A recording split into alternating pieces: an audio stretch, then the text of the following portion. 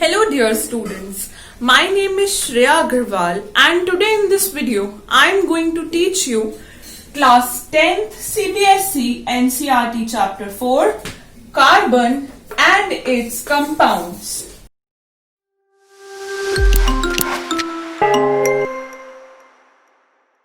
Okay, before getting into the theory of this chapter, I want all of you to ask yourselves certain questions. Okay, so have you seen that there are a lot of things around you? And have you ever wondered what these things are made up of? मतलब उनकी composition क्या होती है? वैसे अगर आप इस question की डेप्थ में जाएंगे और प्रोब करेंगे तो you will find out that all these things and most of the things have one element or one substance in common, which is carbon, right? And that is why it makes it more important for us to study. So in this chapter we are going to study about carbon, its compounds and their chemistry. Okay, before getting into the depth, let us deal with a very basic and simple question, which is our concern. Okay, कि what is carbon? ठीक है, carbon क्या है? So carbon का क्या symbol क्या है? Capital C. Atomic number क्या है? 6, right? And it is a non-metal. Are we all familiar with this term? We know what is non-metal. So carbon is a non-metal, right? Here are written two percentages कि अर्थ की crust में carbon कितना है 0.02% और atmosphere में कितना है 0.03%. अब ये दो परसेंटेजेस देख के वन कैन गेट कंफ्यूज्ड कि अगर इतने कम अमाउंट्स में कार्बन है तो कार्बन आखिर इतना इंपॉर्टेंट है क्यों, right? So it makes it important for us to study the importance of carbon. Let us see what is the importance of the carbon, right? So here, वैसे I have already told you, but let us see in more clarity. All living or beings are made up of carbon, and most of the things we consume are carbon based. Okay, so food, medicines, wood, and in fact we the human beings, we have some amount of carbon in us, right? So that is why despite of being present in so small amounts, carbon is very very important. ठीक है? So I think what is carbon and its importance is clear to all of us, and now I think we get an instinct why it is important for us to study. And from the board's point of view also, carbon and its compound is a very important chapter, and in higher classes you will deal with it in more detail. Okay. So now after knowing all this,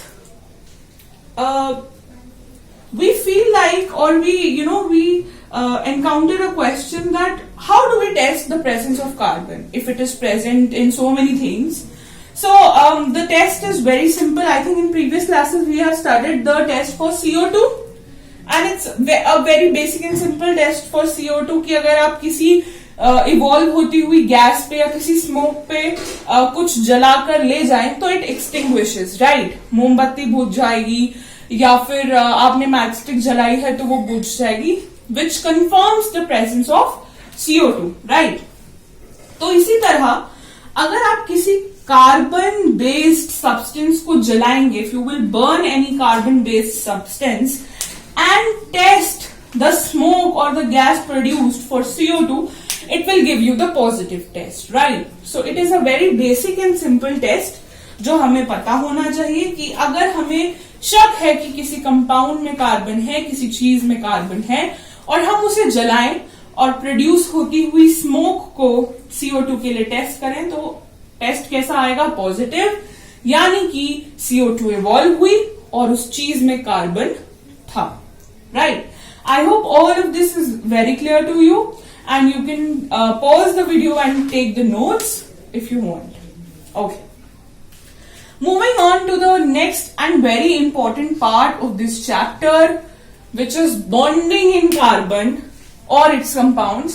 that is covalent. कैसी bonding होती है? Covalent. I think in the previous classes or in the previous chapter we have come across ionic bonds and ionic substances a lot. In this chapter we will deal with the covalent bonding, right? And carbon में कौन सी bonding होती है? Covalent. In this part we will get into the detail कि क्यों होती है और carbon में कोवेलेंट बॉन्डिंग क्यों होती है और आखिर कोवेलेंट बॉन्डिंग होती क्या है। ठीक है। सो जैसा कि I already told you, atomic number क्या है कार्बन का? 6 और इसकी इलेक्ट्रॉनिक कॉन्फ़िगरेशन क्या होगी? 2,4 यानी कि के शेल में 2 इलेक्ट्रॉन्स एंड एल यानी कि लास्ट शेल में 4 इलेक्ट्रॉन्स। तो इससे हमें क्या पता चला कि कार्बन की वैलेंसी क्या हुई? 4। Okay, and here is the term written tetravalent, जिसकी वैलेंसी 4 होती है उसको क्या बोलते हैं? Tetravalent. So carbon is tetravalent, इसकी वैलेंसी क्या है? 4। ठीक है। अब हमने अपनी प्रीवियस क्लासेस में केमिस्ट्री के चैप्टर्स में ये पढ़ा है कि कोई भी एटम क्या चाहता है कि वो नोबल गैस कॉन्फ़िगरेशन अचीव करे। वो अचीव करने के लिए उसे अपनी वैलेंसी के अकॉर्डिंग इलेक्ट्रॉन्स या तो लूज करने पड़ते हैं या गेन करने पड़ते हैं। तो ये देख के इंस्टिंक्टली जो हमारे माइंड में स्ट्राइक करता है कि ओके, सो कार्बन या तो 4 इलेक्ट्रॉन्स गेन कर ले या 4 इलेक्ट्रॉन्स लूज कर दे to get the noble gas configuration. But to our surprise यहां पे ऐसा कुछ नहीं होता। So pay attention students, carbon can not gain और lose 4 electrons. Why? We are getting into it कि वो क्यों गेन नहीं कर सकता या लूज कर सकता। But for now what we know कि कार्बन या ना तो इलेक्ट्रॉन्स गेन करेगा ना लूज करेगा। Let's see the reasons. If it gains 4 electrons, nucleus can not hold extra electrons. Carbon का जो एटम है वो बहुत छोटा है और देयरफॉर न्यूक्लियस और भी बहुत नन्हा सा छोटा सा न्यूक्लियस है। It is already holding on to 6 electrons, right? And it can not hold 4 more extra electrons. तो इसीलिए कार्बन के लिए पॉसिबल नहीं है कि वो 4 इलेक्ट्रॉन्स और गेन करे।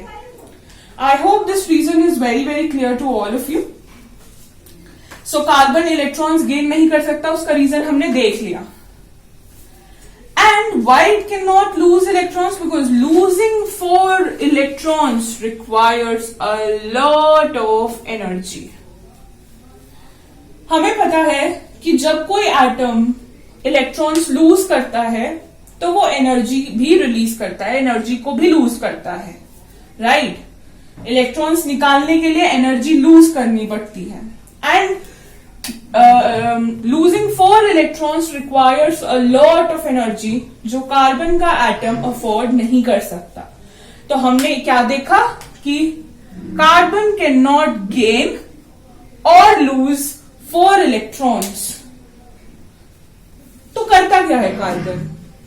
उसे नोबल गैस कॉन्फ़िगरेशन तो अचीव करनी है, पर वो ना तो 4 इलेक्ट्रॉन्स गेन कर पा रहा है और ना 4 इलेक्ट्रॉन्स लूज कर पा रहा है। So, what carbon does? Thus, carbon shares valence electrons with other atoms like hydrogen, oxygen, etc., other halogens or any other elements, right? तो कार्बन क्या करता है? इलेक्ट्रॉन्स की शेयरिंग करता है। शेयरिंग करने से हमारा मतलब है कि इलेक्ट्रॉन पेयर थोड़ा कार्बन के पास रहेगा, थोड़ा दूसरे एटम के पास रहेगा। वो कंप्लीटली ना तो दूसरे एटम के पास जाएगा ना पूरा कार्बन के पास आएगा। Carbon forms bonding by sharing the valence electrons with other atoms, right? तो इससे हमें हमारी डेफिनेशन मिल गई, which is very very important. Let us see. Bond formed या bonding formed by sharing electrons is called covalent bond या फिर covalent bonding, right? तो जब 2 एटम्स के बीच में बॉन्ड बनेगा इलेक्ट्रॉन पेयर को शेयर करके, तब जो बॉन्ड फॉर्म होगा उसको क्या बोलेंगे? Covalent bond. और यहां से आई थिंक हमारी हेडिंग जस्टिफाई हो गई कि कार्बन में कौन सी बॉन्डिंग होती है, covalent bonding. Now here are two very important points. They can be generally asked in conceptuals in your boards, right? And we should know about them. Let's see. Carbon compounds are poor conductors as no ions are formed. तो हमने देख लिया कि carbon compounds में कौन सी bonding है, covalent bonding. जब covalent bonding है तो यानी कि कार्बन कंपाउंड्स आयंस में डिसोसिएट नहीं होंगे, राइट? और फॉर इलेक्ट्रिसिटी टू फ्लो वहां पे क्या होने चाहिए, आयंस. और जब आयंस नहीं बने तो कार्बन कंपाउंड्स क्या होंगे, poor conductors of electricity. I hope this point is clear to you. तो कार्बन कंपाउंड्स इलेक्ट्रिसिटी क्यों नहीं कंडक्ट करते, क्योंकि वो आयंस में डिसोसिएट नहीं होते. Clear guys? Okay. Moving on to the last point regarding this topic, they have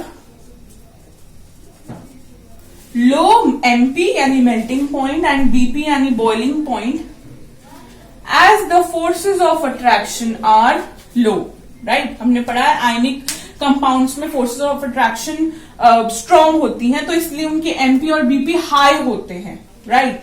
लेकिन कोवेलेंट कंपाउंड्स में फोर्सेस ऑफ अट्रैक्शन कैसी होती हैं, लो होती हैं.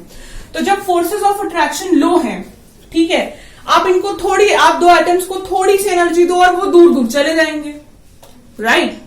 मॉलिक्यूल्स को.